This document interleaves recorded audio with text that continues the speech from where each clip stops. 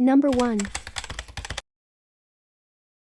Moira Holly Branigan, December 8, 1962, March 28, 1979, was murdered 40 years ago today. In 2014, it looked like the 1979 case was breaking open. However, Det. Thomas Galloway, in charge of the investigation, did not release any information except for this: "I have developed a suspect, but we're not ready to move forward." Moira Holly Branigan was a senior at Freedom High School, Bethlehem, Pennsylvania. Branigan was found stabbed 18 times in the back with a 10-inch kitchen knife. The autopsy showed she had 15 serious knife wounds, 3 less serious wounds, and 2 defensive wounds on her hands from apparently trying to ward off the knife attack. The attack was so violent that the kitchen knife that was used to kill her broke off in her back. The time of her death was estimated at before dusk on March 28, 1979. Sunset, according to locals, was around 6:30 p.m. The police found no evidence of burglary or forced entry. Branigan had been dead about 18 hours before she was found. She had not been sexually assaulted. No fingerprints were found on the murder weapon. It was wiped clean. After the attack was over, someone took the time to clean up. This opens up 2 scenarios. 1. The killer calmed down, cleared their head, and had the wisdom to remove traces and prints. 2. The killer called for help, and the person who arrived then directed the killer what to do, or, while the killer cleaned themselves, cleaned up for the killer. Branigan's body was drenched in blood, so it is hard to believe that the killer didn't get blood on themselves. They had to clean up, and I suspect that was done inside the Branigan home. Walking around even in the dark would have carried the risk of detection. I assume the killer knew that nobody else was home and that nobody was expected to return home that night. Branigan most likely told her killer that her dad had left for a business trip and that her brother Sean was hanging out with his friends. The killer most likely used the shower or a big sink in the laundry room to clean up. This means that the drains could hold clues, and I am sure police checked the drains and have preserved what they found there. I suspect that the killer was a friend or someone Branigan knew, someone around the same age. After this young killer realized what their rage caused, they did the only thing a teen could think of at such a time: call for help. And not just any help, no. Call the one person who will not refuse, who will always be there to help. The parents. This parent showed up on scene, most likely by foot, with a fresh set of clothes including shoes and cleaning supplies. This parent gave precise directions what to do and made sure that everything that was touched got wiped off. They collected every cloth that was used for cleaning and took that out of the Branigan home. Those cloths and the young killer's bloodied clothes most likely went into a bonfire, the fireplace, etc. This parent helped erase all the traces of what had happened. I think the young killer's family then moved away, citing new career opportunities, healthcare reasons, family emergencies, etc. It is the kind of family where a move to advance their careers is expected. So most likely this was a family that worked for a company where such transfers are common, an international company, oil company, etc. I'd like to know who moved away, who committed suicide, who was checked into a mental health facility, or who suddenly got into trouble with the law, maybe drinking, stealing to support an addiction, etc., or who became a recluse. I know that for a while a few reporters were looking into these angles, but I never heard anything about it again. 40 years ago, a young life, 17, was taken by a young killer who now should be in their mid-50s or very early 60s. Hopefully they will come forward one day. Branigan's dad passed away in 2016. Her mom had already passed away. Rest in peace, dear Moira Holly Branigan. Number 2. An old superstition says if you make a wish when you see the first lightning bug of the year, the wish will come true. But for Colleen Nick, lightning bugs remind her of the night her 6-year-old daughter, Morgan, went missing. On June 9, 1995, Colleen and Morgan traveled roughly 30 minutes from their home in Ozark to Alma because they knew a family who had children playing in a little league game at Alma's ballpark. It sounded like a nice outing for mother and daughter, but after a while, watching baseball games can get boring for an active little girl. Morgan asked her mom for permission to catch fireflies with 2 of her friends, and Colleen consented after a slight hesitation. From where she sat in the bleachers, she could see the 3 kids in a well-lighted area no more than 75 yards away. It was a sandpile atop a small hill where it looked as if preparations had been made for some sort of construction. The children noticed a man leaning against a red truck that had a white camper shell on it, but he was outside Colleen's line of vision. As the ballgame ended around 10:45 p.m., Colleen was momentarily distracted by the cheers from players and spectators. She then turned her attention back to Morgan, but saw only the other two children, and the first wave of panic washed over her. She asked them where her daughter was, and they said the last time they saw her, she was pouring sand out of her shoes by Colleen's car. Not finding her there, they went back up the sandy knoll, but Morgan was gone, and so was the man with the truck. After searching in vain, someone called the Alma Police Department, and officers arrived within a few minutes. In a matter of hours, the FBI, Arkansas State Police and United States Marshals joined the search.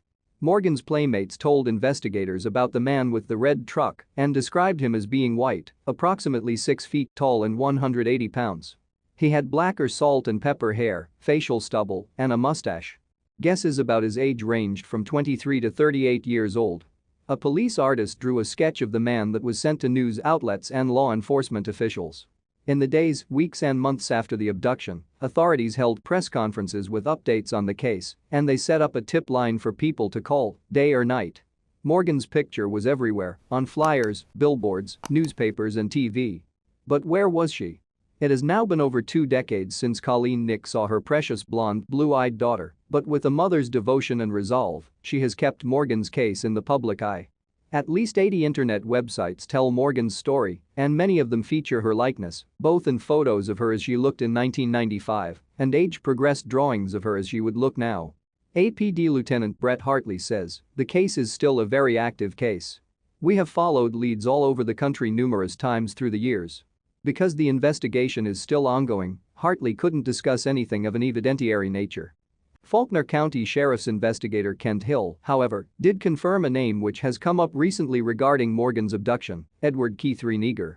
As reported in the March issue of A, Faulkner County Sheriff Tim Reighelle announced in October 2018 that Reighelle is the primary suspect in the 1990 murder of Pamela Felkins. Hill declined to comment further, other than to say Reighelle had no record of child molestation. Reighelle, who died in 2002, might be considered in the Nick case for 3 reasons. 1. During Sheriff Reihle's press conference, he said among the vehicles Reighelle had owned was a 1984 red Mazda truck with a white camper shell. 2. After serving a 10-month sentence for kidnapping, Reighelle was released from prison in May 1995, the month before Morgan disappeared. 3. He went to the Spartan College of Aeronautics and Technology in Tulsa, Oklahoma, so he could have been in the vicinity of Alma when the abduction took place. But Hartley said, "One thing we run into is a lot of misinformation, and that makes it tough." He used the truck as an example. Though they received information it was a red pickup with a white camper shell, Hartley said he wasn't tied to that witness report. "You could go out and take 20 people," he said, "and let them see the same thing, and you're going to get 20 different descriptions of what they just saw." Colleen Nick, who still has trouble sleeping, is also the mother of a son and another daughter. "I'm not sure there are words for how devastating it has been for our family," she says. "Everybody has worked really hard to find the good in the world, and if we don't fight back and we don't survive, then the person who took Morgan wins, and we're absolutely determined not to let that happen."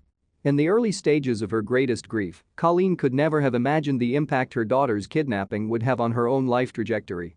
The National Center for Missing and Exploited Children, NCMEC, asked her to speak to other families who had missing children and were going through the same trauma Colleen endured. The NCMEC helped digitize the many files of data about the case and put them in the national system so that other law enforcement agencies could access the information. "We just got this massive education about what the problem of missing children was like," Colleen says, and over time, she became an advocate for them and their loved ones. After receiving more and more invitations to speak at schools and churches about the issue, she formed the Morgan Nick Foundation, which is headquartered in Alma. "It just evolved," she says. "I never wanted to run a nonprofit or take up the fight. I just wanted to find Morgan.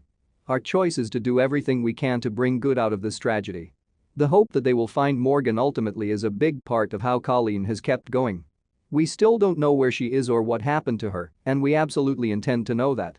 Our message to Morgan if she ever hears or sees or reads anything about her own case is that we are coming for you, and we are coming with an army of people who have been fighting for you."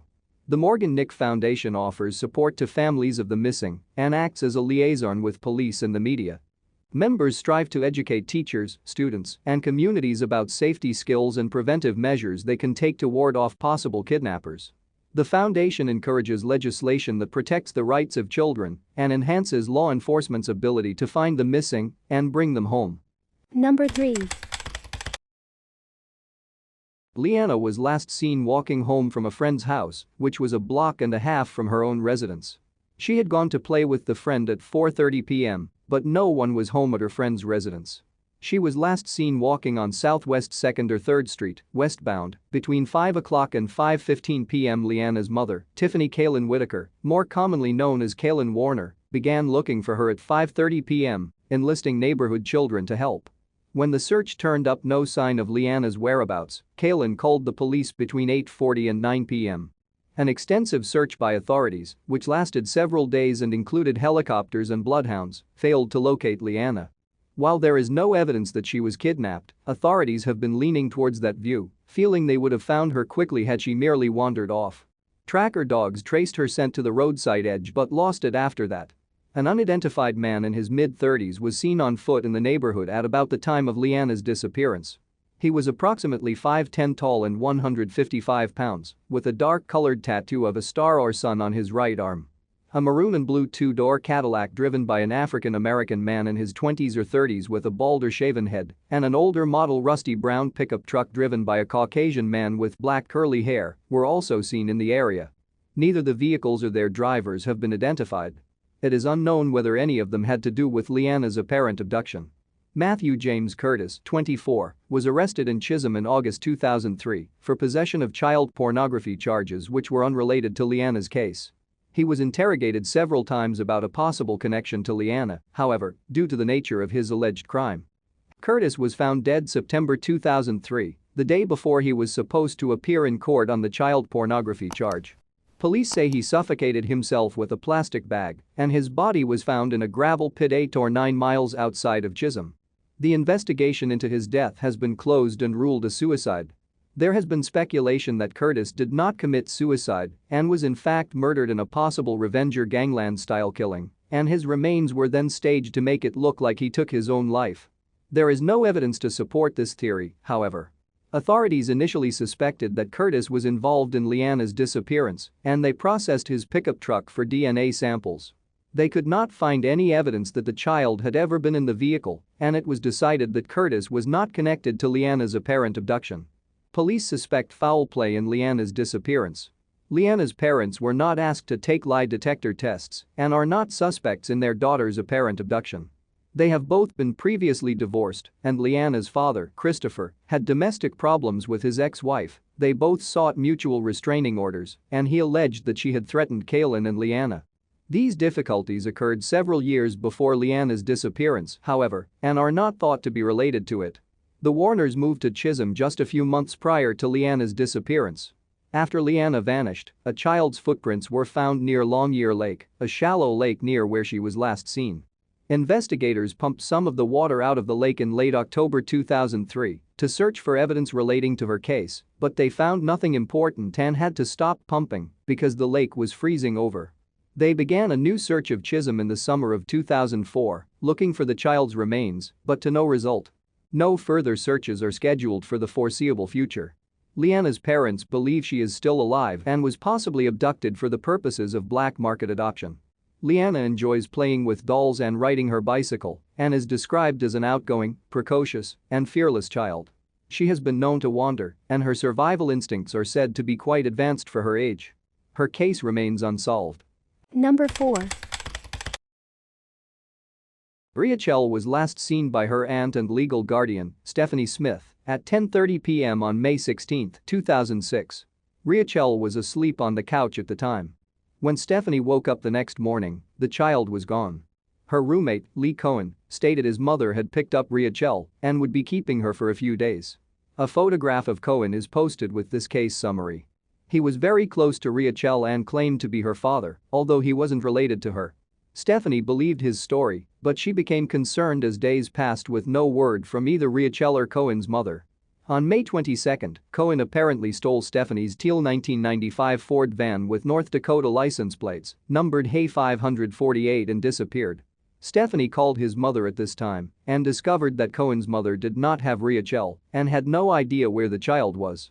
Stephanie reported her niece as a missing child at this time, and Cohen became the prime suspect in her disappearance. It was thought that he may have taken Reighelle to Kansas where his family lives, but this theory was disproved when the stolen van was located in the Upper Souris National Wildlife Refuge on May 23. Cohen's body was inside. He had committed suicide by carbon monoxide poisoning. An extensive search of the area turned up no sign of Reighelle. Investigators are uncertain what happened to Reighelle, but they do not believe she is still alive. Cohen is still the only suspect in her disappearance. She is missing under suspicious circumstances, and her case remains unsolved. Number 5. Amber was last seen in Maury County, Tennessee on April 11, 2004. She left her mother's home in the 2300 block of Tracy Lane with James Gordon, one of her friends, in a gold Mazda with the license plates number PFB 200. She was supposed to return in 2 days, but never did and has never been heard from again.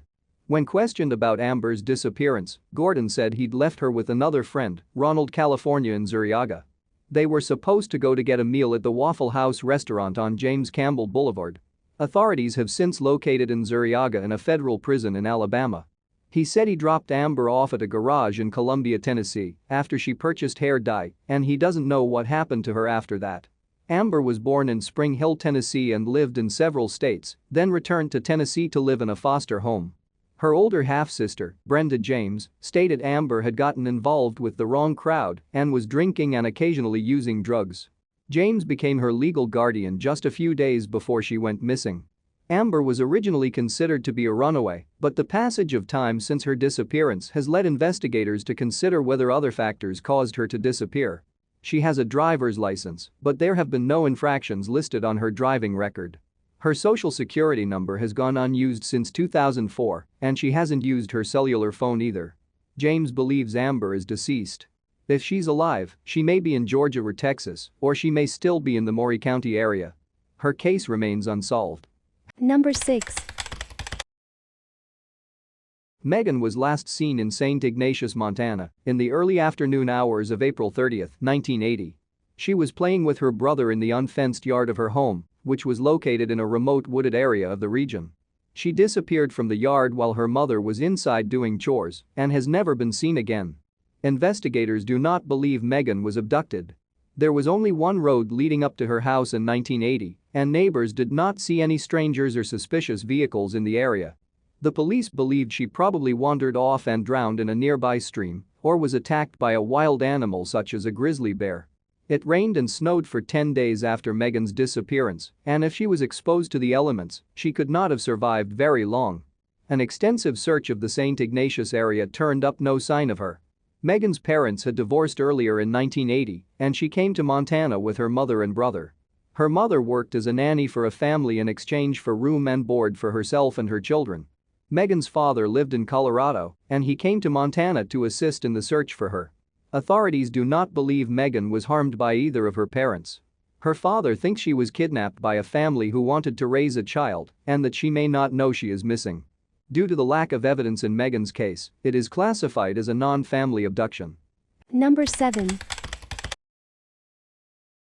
Anderson was last seen in Wadena, Minnesota on November 13, 1987. She was employed at a Hardee's restaurant at the time of her disappearance.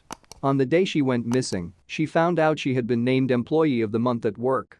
She and her mother and stepfather went out to eat at the Taco John's restaurant that evening to celebrate the honor. After dinner, between 7:30 and 8 p.m., Anderson's mother and stepfather picked up some movies for her to watch, then dropped her off at her apartment at Greenwood Apartments. It has been established that Anderson got safely inside her apartment that evening. She had been carrying a cup full of soda when her parents dropped her off. The empty cup was found in her apartment, and one of the videos she had gotten to watch was found in her VCR. Anderson did not show up for her morning work shift, which is uncharacteristic of her, as she was an exemplary employee. She has never been heard from again. Nothing appeared to be amiss in Anderson's apartment, and the only thing missing was her keys. The apartment door was locked from the outside. The building itself had a security door, but the door had been propped open that night by other tenants who were moving in. On the night of Anderson's disappearance, there was a fire burning in a swamp on the outskirts of Wadena. She would have been able to view the fire from her window. Authorities theorized she left home to look at the fire up close and someone attacked her. There is no evidence to support this theory, however. That same evening, a brown Plymouth Horizon was stolen a couple of blocks from Anderson's apartment building and was never recovered. It is unknown whether the stolen car has any connection to her case. Anderson's loved ones stated local people sometimes harassed her or attempted to take advantage of her. Although she's mildly mentally disabled, she tried to lead as normal a life as possible and was proud of being independent and having a job and her own home. She also had a boyfriend who lived in Lake Park, Illinois. Suspected serial killer Floyd Todd Tapson was considered a possible suspect in Anderson's disappearance for a time, but he was cleared from that case after being interviewed by investigators. He is still a suspect in the disappearance of Christy Nichol, a mentally disabled teenager who disappeared from Grand Forks, North Dakota in 1996. All the members of Anderson's family have been ruled out as suspects in her case, as was her boyfriend. Her parents both died in 2008. Foul play is suspected in her disappearance, but little evidence is available as to her fate. Number 8. It was the 22nd of February, 1985, when Janice and Leroy Mckinney heard the school bus coming up the road just as they did every weekday.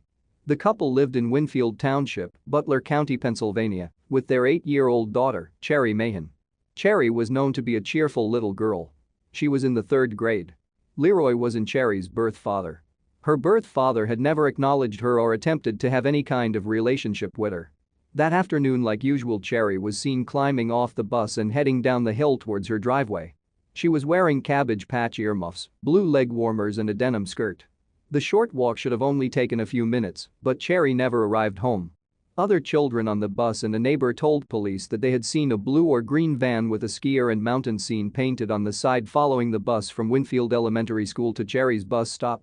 Another person saw Cherry walk past the van, which was seen parked at the side of the road.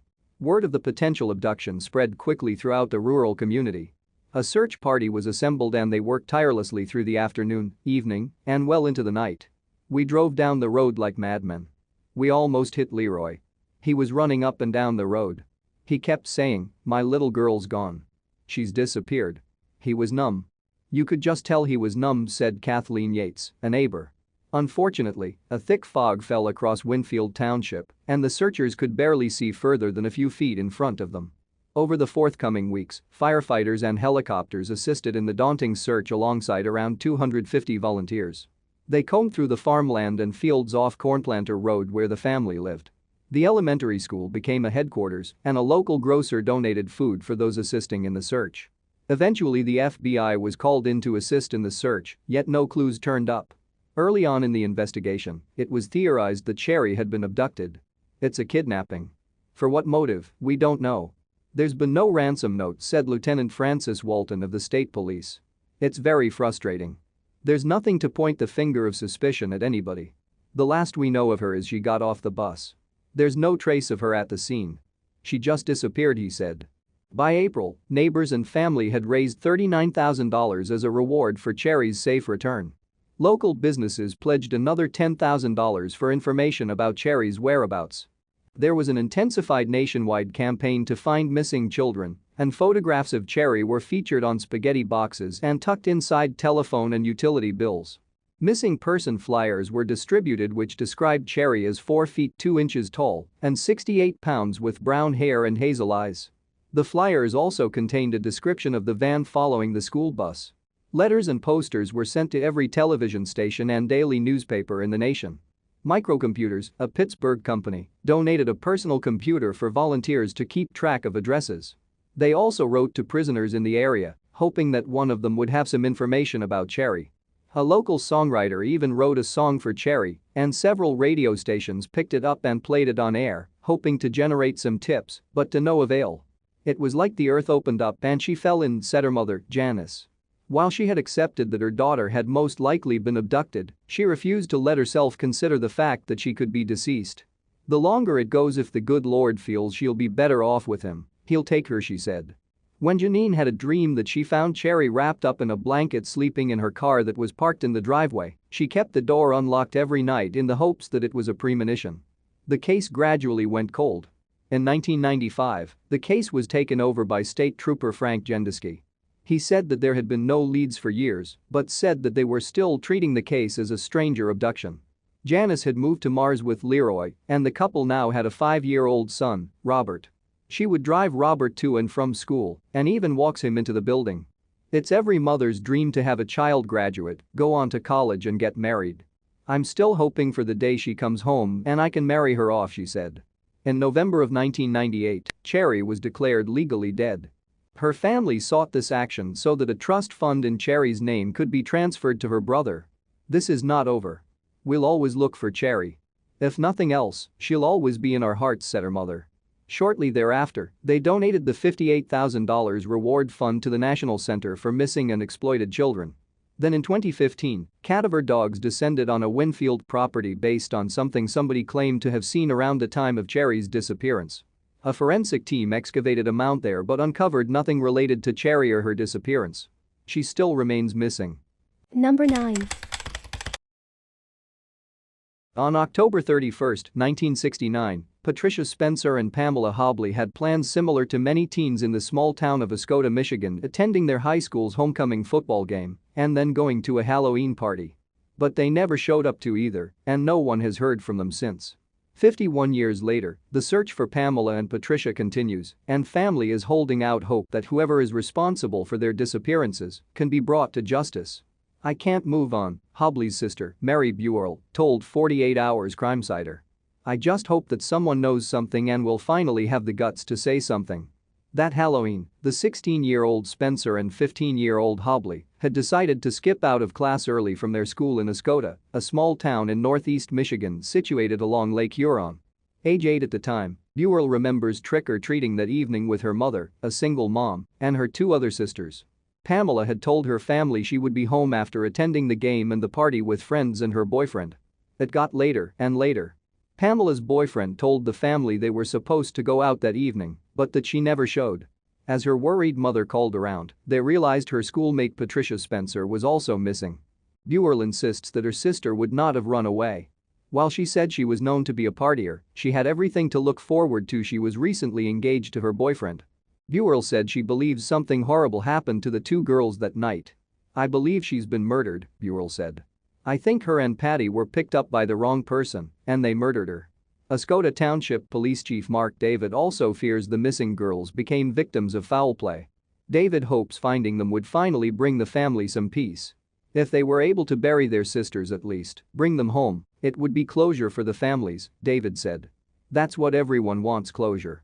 As an investigator, a major challenge for David has been the age of the case and the fading memories of those who could have a tip. There have been no major leads since the girls vanished, he said.